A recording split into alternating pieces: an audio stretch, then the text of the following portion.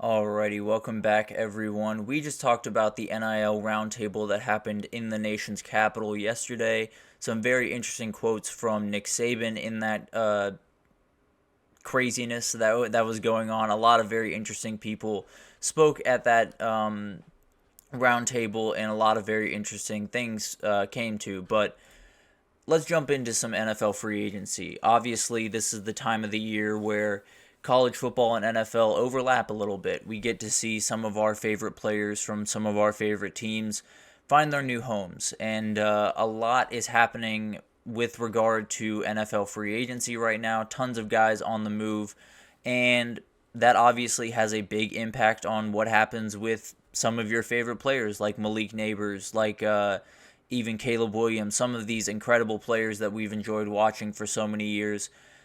Their lives just changed a little bit with some of these news. So this is a very interesting piece from The Athletic. Nick Baumgartner from The Athletic released this, and I just thought it was really, really interesting and was a fun way to kind of blur the lines between NFL and college football here for a second. But NFL free agency has been off the walls. There's no two ways about that. It has been insane every which way. It has been all over the place. There have been tons of moves. The running backs are starting to get some of the respect back that they had lost over the last couple of years. But the one big move that has the biggest effect on draft day, in my mind and in a lot of people's mind, is Kirk Cousins. He was the quarterback that a lot of people were waiting to sign somewhere. A couple of days ago, he signed with my Atlanta Falcons for a 4-year deal, and that leaves a ton of questions in the draft process, not only for the Falcons, for Minnesota, and for a number of other teams following that. So let's start with Atlanta, though. So when Atlanta was going into the draft, there was a lot of consensus really around Atlanta that it was going to be an edge rusher. At least leading up to the combine, there was a lot of push behind Jared Verse. Some guys going after Dallas Turner, some guys going after Liati Latu. So all three of those guys would be great. I would be happy with any one of them. But now there is a little bit of a different situation, obviously. When you bring in a quarterback, you want to give him as many toys to play with as possible. And Atlanta's not lacking that right now. They have Bijan Robinson, obviously the remarkable running back from Texas. Drake London, who came from USC and had a remarkable rookie and sophomore year in the NFL so far. And then Kyle Pitts, who was coming off an injury last year, but still has a lot of juice in his legs and can play really, really good football. So tons of talent already on that Atlanta team. Another move that they made that will affect the draft day is Darnell Mooney was signed as possibly a wide receiver 2, possibly a wide receiver 3, and I guess we'll figure that out on draft day because I think it's between wide receiver and edge. I tend to lean edge at this very moment just because they have not signed an edge in free agency, but there are a lot of rumors surrounding them and possibly Joey Bosa or Khalil Mack, who are currently in some precarious situations with the Chargers. So it could be that they add a edge before the draft, and then you're right back in the same situation where it's wide receiver or it's edge, and then I tend to believe they would go wide receiver. I think if they had one position or one player in free agency at each of those positions, I think you just go back to wide receiver, and that's exactly what Baumgartner thought in this piece. He had Malik Neighbors being the pick for Atlanta at the 8, and I think if they were to sign someone like Joey Bosa or Khalil Mack, I think that's a real possibility. Now, I will say I tend to think that this wide receiver group is a little bit deeper than the edge group in terms of stepping in and making an immediate impact. So Atlanta has an early pick in the second round that they absolutely could pick a wide receiver with. So I think whichever one they get in at the 8th overall pick, they will get the opposite at the 43rd. So there could be, Jared Verse at 8 and then Lad McConkey or Malachi Corley at 43, or it could be Malik Neighbors at 8 and then Adisa Isaac at 43. So there are a number of different options that they could go after. There are a number of different ways that they could attack this, but if I had to bet in make a pick here, if they were to sign another edge rusher, I'd lean that they would pick the best player on the board, which is something that the Atlanta front office has become very, very fond of. But also another wrinkle to this is I don't think this takes them out of the quarterback pool necessarily. I think there's a real reality where Taylor Heineke, who was there last year, is possibly going to be cut. I think Desmond Ritter's future is very uncertain in Atlanta right now, so I wouldn't be surprised if in the third round or the fourth round, maybe they pick up someone. Maybe Bo Nix is still sitting there. I'd be a little bit surprised if he was still sitting there, but if he is, I could see them snagging him up. Spencer Rattler is another guy I would watch because of his arm talent, and the one big knock on him being some bad decision making. If you're sitting behind and learning from Kirk Cousins, that decision making is going to become a lot better, a lot quicker. So I think that's someone definitely to watch for Atlanta in the later rounds, possibly day 3, to take a flyer on a quarterback and have a backup that is young and possibly can take over the reins after this Kirk contract kind of wraps up. But Minnesota is the other side of this, obviously. Kirk leaving there, he's been there for a number of years. They have a number of talented receivers. Justin Jefferson, obviously the best receiver in the entire league.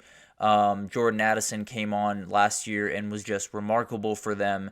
KJ Osborne, I believe, is a free agent right now, but if they were to re-sign him, that's a great duo or a great trio to start with. So I think there is a lot of push in this piece. Baumgartner had what I would have, I think, in a mock draft today. I think Minnesota is going to be the team that ends up trading up to get that fourth quarterback. I think the quarterbacks will go 1, 2, and 3 with Caleb Williams, Drake May, and Jaden Daniels in whatever order you want them to go in, which we'll get into here in a little bit. But Minnesota, I think, is the other team that has the draft capital, has the position. They're at 11 right now. Say the Chargers at 5, which is where Baumgartner had them trading up to. I think that makes a lot of sense. The Chargers are not necessarily pressing for a quarterback or for one of these big-time wide receivers. A lot of the mock drafts have had them getting Brock Bowers. I think they could get Brock Bowers at 11. So it's very possible that Minnesota trades up from 11 to get that 5 pick, takes J.J. McCarthy, and starts kind of a new era in Minnesota. There is a chance that if they don't decide to trade up, that the Giants could snag him at 6, but I'd be a little bit surprised just because of the contract that Daniel Jones is currently under. It might be a little bit harder to make all that work. But for right now, I would be on the watch definitely for Minnesota to trade up and possibly take J.J. McCarthy, who is really just around the corner when you think about it at Michigan. And then there are a number of teams that are preparing for new quarterbacks coming in. We just talked about Minnesota. They added Sam Darnold. And I tend to believe they have no intention of Sam Darnold being their day one or starter at all through the season if everything, no injuries or anything like that. But there are a number of other teams doing that. So the Patriots brought back Jacoby Brissett to New England. He's someone that has been a backup for a very long time, is one of the better backups in the entire NFL when you take into account all of the different things, whether it's on-field play or locker room guy, building up younger guys. He's incredible at all of it. So he's someone that I think is primed to be a backup for one of these talented top 3 guys. And then the Commanders did the same thing. They added Marcus Mariota from the Eagles on a 1-year deal. So another guy that has sat behind some young kids. Jalen Hurts a year ago, Desmond Ridder when he was in Atlanta. That one didn't go quite as well, but he is someone that has played a lot of football, has been in the NFL for a really long time. So definitely someone that I like a lot and I think will be a great mentor and a great buffer in terms of bringing in a young quarterback that you're not 100% sure is going to hit. You have to have someone back there that at least gives you a nice enough floor to land on rather than, fall through it. But the Bengals are also another team that I'm keeping an eye on because there are some very interesting things happening in Cincinnati. Joe Mixon has signed with the Texans. T. Higgins has requested a trade. Tyler Boyd is a free agent. So there are a lot of things flying around in Cincinnati right now. They currently have the 18th overall pick, and some people think they will go O-line. I tend to think that is the right decision. I think they should stick with O-line. But at the end of the day, if T. Higgins and Tyler Boyd find their way out the door and you can't find a trade for someone else, I think someone like Brian Thomas could be very, very interesting for this role because I like to think he'll still be there at 18. He could go a little bit earlier, we'll see, but he is the wide receiver 4 in this draft, according to a lot of people, and we'll get into that here in the next segment. But he's someone that I like a lot and would be a great addition to Jamar Chase in that group if they were looking for wide receiver early on. Again, this is a very deep wide receiver class, so they could wait till the second round and shore up that offensive line in the first round, which I would do if I was them, but who knows? There are a lot of things that could happen that could kind of force their hand in that respect. And let's talk about the Cowboys. Everyone loves talking about the Cowboys at pretty much all times of day, and they have been suspiciously quiet during the early days of free agency.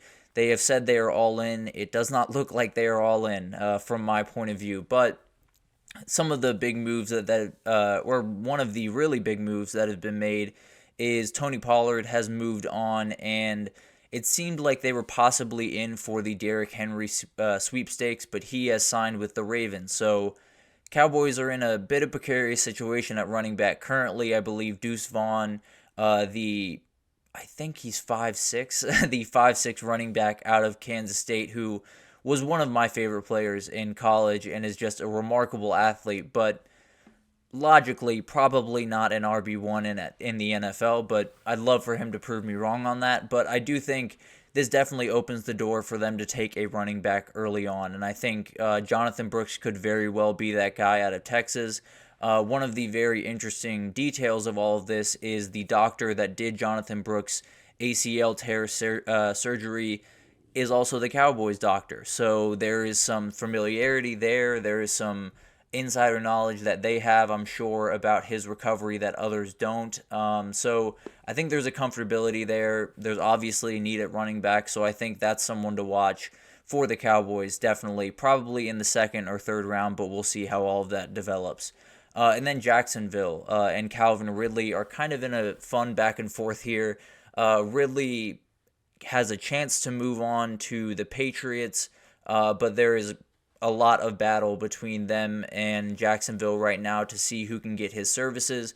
This is interesting for a number of reasons, because if Calvin Ridley does re-sign with Jacksonville, that would mean Atlanta would get the second round pick from Jacksonville for that Calvin Ridley trade. If Calvin Ridley was to move on to the Patriots, that would become a third round pick. So this, has nothing to do with Atlanta in terms of getting Calvin Ridley services, but has a lot to do with them when it comes to the draft. And then, obviously, if Calvin Ridley decides to move on and probably join the Patriots, there's going to be a number of guys that they're going to need to fill that role.